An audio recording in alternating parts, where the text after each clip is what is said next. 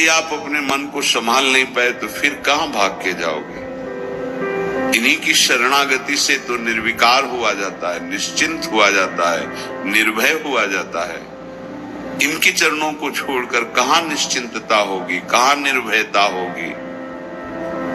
पहला, बिल्कुल ये जीवन की वो दवा है जिससे आप बिल्कुल ठीक हो जाएंगे यदि ये जीवन में उतार ले तो। हृदय में लिख लो, दिमाग में लिख लो, किसी नोटबुक में लिख लो जो आप रोज स्वाध्याय करें। पहला, जहां जहां मन जाए, जिस वस्तु व्यक्ति स्थान में तत्काल अपने प्रिया प्रीतम की भावना कीजिए।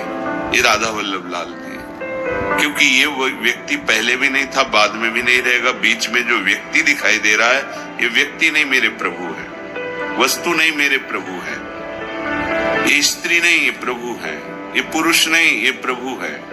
ये पापी नहीं, ये प्रभु है। ये महात्मा नहीं, ये प्रभु है।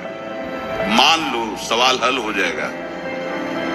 दूसरा, जहां जहां मन जाए वहां वहां मिथ्यात्व भाव करके ये सब माया का विलास, राधा वल्लभ श्री राधा वल्लभ। और मन का एक स्वभाव है, जहां हम परिचय उसका ये जान जाते हैं स्वभाव का, तो हम उससे शासन में ले लेते हैं। लोग परिचय नहीं जानते।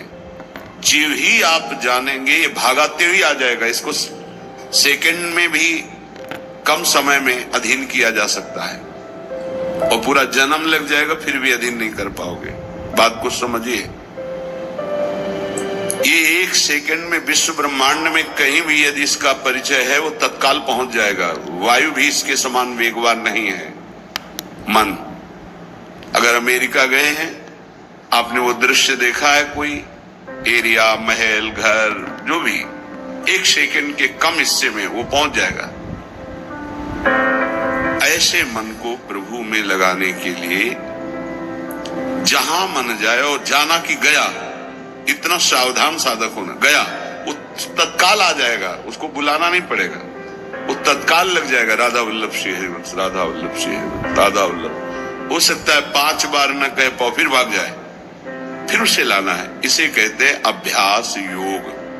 अभ्यास योग युक्तेन चेतसा नान्यगामिना। एक दिन ऐसा आएगा, नान्यगामिना, ये जाएगा ही नहीं, ये नहीं जाएगा। फिर दिव्य शाश्वत परम पुरुष की प्राप्ति इसी से हो जाएगी। तीसरा, हमारे मन में जो सही स्फुरणाएं हो रहे हैं उसका सपोर्ट जरूरी है। विरोध से ही मन केवल काबू में नहीं होता है, सपोर्ट जरूरी है। अब सपोर्ट शब्द से कितना मन प्रसन्न हो रहा है, हर्षित हो रहा है, उस बात का सपोर्ट जो गुरुवाणी, शास्त्र, संत जनों की वाणी, उसके अनुकूल वो बोल रहा है। चलो आज हम तुम्हारी बात पूर्ण कर देते हैं। वो कहता है मुझे आज मीठा खाने की बहुत इच्छा है। ठीक है,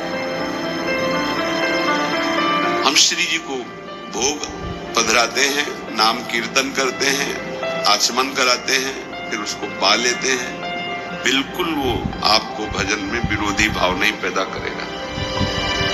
कहीं कहीं मन को सपोर्ट करना है, वो कहीं कहीं शास्त्र सम्मत गुरु आज्ञा के अंतर्गत सपोर्ट जरूरी है, जरूरी है। बिल्कुल विश्वास मानिए, ये 4 बातें जो बता रहे हैं ये जीवन की धरोहर है जो आपको दे रहे हैं। चौथी बात, जो शास्त्र विरुद्ध दोष वाली सलाह दे रहा है, बिल्कुल नहीं, बिल्कुल नहीं, बिल्कुल नहीं। जैसे वो जरूरी है सपोर्ट, ऐसे बिल्कुल सपोर्ट नहीं, बिल्कुल सपोर्ट नहीं, बिल्कुल नहीं। अब वो आपको जलाएगा। जैसे सपोर्ट शब्द से हर्षित हो गया, ऐसे बिल्कुल नहीं शब्द से वो शोकित हो जाएगा। अब आपको उदास कर देगा। जब उदास वो होगा तो आप उदास हो जाएंगे, कहीं मन नहीं लगेगा। आपको लगता है अब तो जीवन बेकार हो गया, तो मन लगना ही जीवन है क्या? अरे अभी आप समझे नहीं। सोहम तवैव आश्रितः, मैं प्रियालाल के आश्रित हूं, तो तन वांग मनोभीर अगर ये नहीं लग पा रहे हैं तो मैं स्वयं प्रियालाल के आश्रित हूं, ये मुझे कैसे भ्रष्ट कर सकता है?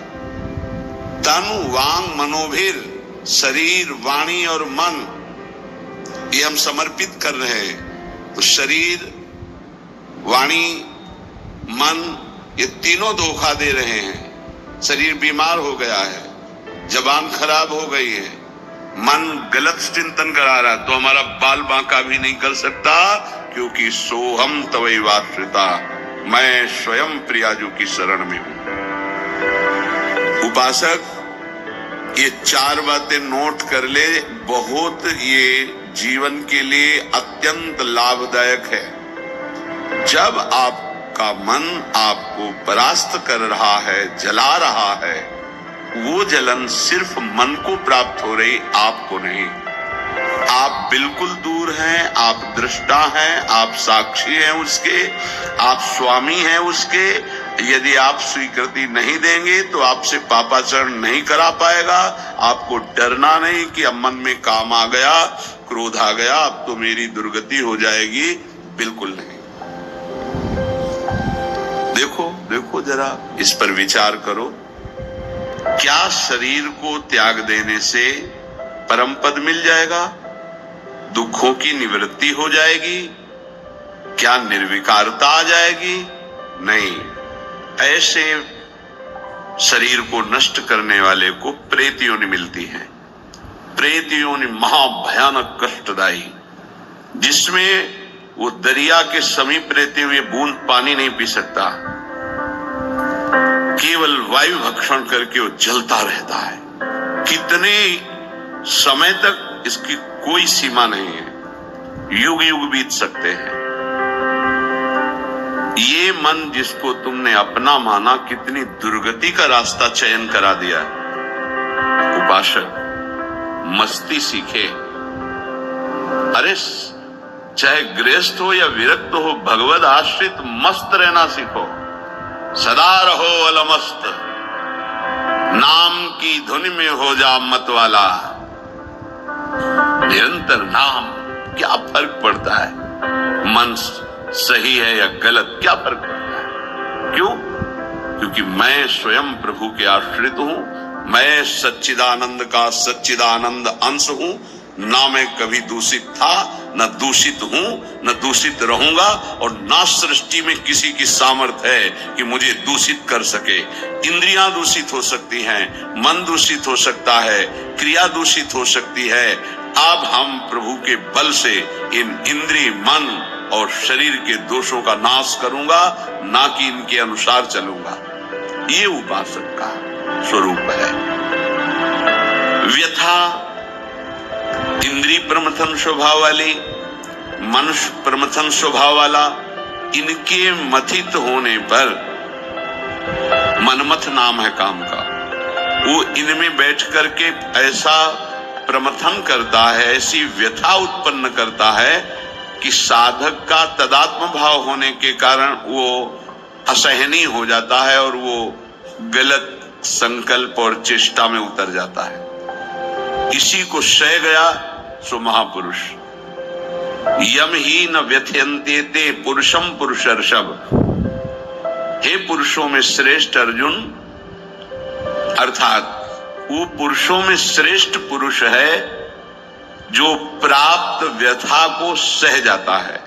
इंद्रिय मन के द्वारा विकारात्मक पीड़ा को बिना किसी से राग द्वेष किए चुपचाप सह गया, ये भगवान की विशेष कृपा उस पर। हमारा मन क्या बुद्धि के साथ सोचवाता है कि जब हमें जो काम सताया, लोभ मोह ममता जो भी, हमें वो तत्काल मिल गया और हम शांत हो गए तो सौभाग्य समझते हैं। दुर्भाग्य है उस उपासक का जो चाहे और उसको प्राप्त हो जाए, दुर्भाग्य है उसका। सौभाग्यशाली वो है जो चाहे और ना मिले और जलता हुआ सह गया, उसे वो चीज मिलेगी जो त्रिभुवन में किसी को किसी साधना से नहीं मिलती। यम ही न व्यथ्यन्ते ते पुरुषम पुरुषर्षभ शम दुखा सुखाधीरम स्वमृतत्वाय कल्पते। वो अमृत पद का अधिकारी हो गया, वो अमर हो गया, अविनाशी हो गया, वो अविनाशी पद में आरूढ़ हो गया जो इस व्यथा को सह गया। व्यथा को सहने वाला वही होता है जो व्यथा का दृष्टा बनता है, भोगता नहीं।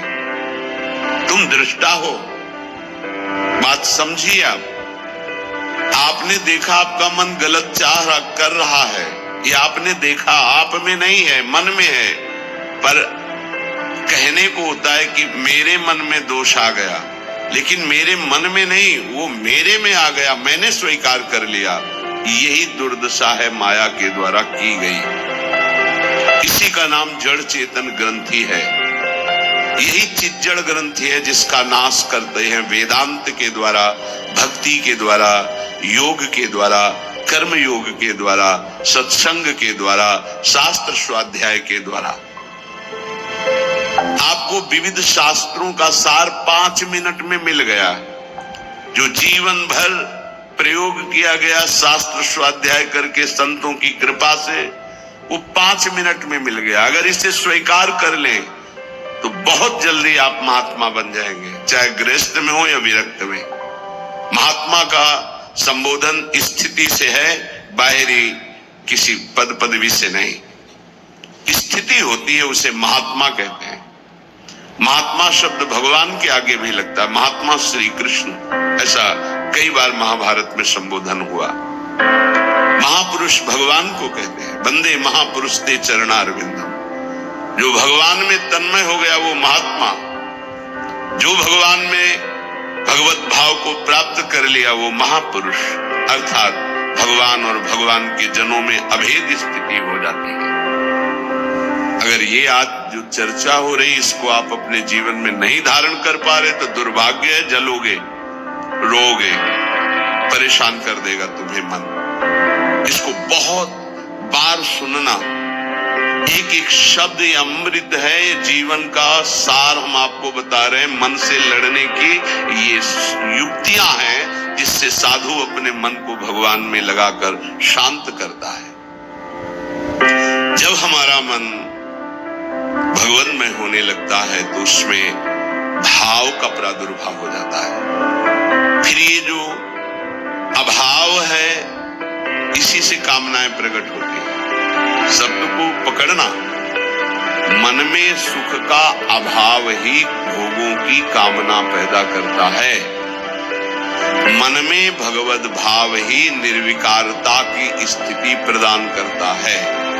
जब आप इन 4 सूत्रों का प्रयोग करके मन को भाव में ले आएंगे तो यही मन जो आपको रुलाता है यही नचा देगा।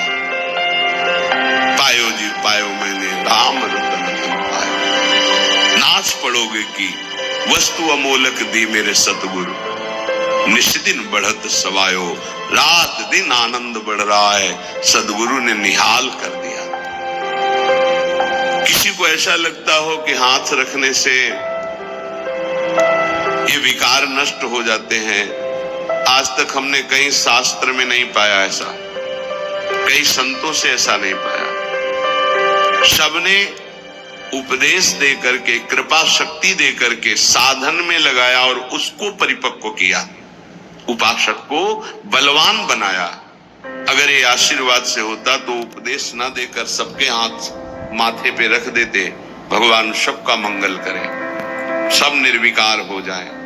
कभी ऐसा नहीं हुआ है, ना ऐसा हो सकता है। हम जब संतों के वचन पर श्रद्धा करते हैं और उसको स्वीकार करके आचरण में लाते हैं तो वही आशीर्वाद हो गया कि हमारा पुरुषार्थ सार्थक हो गया। हमारा प्रयत्न गुरुदेव के वचनों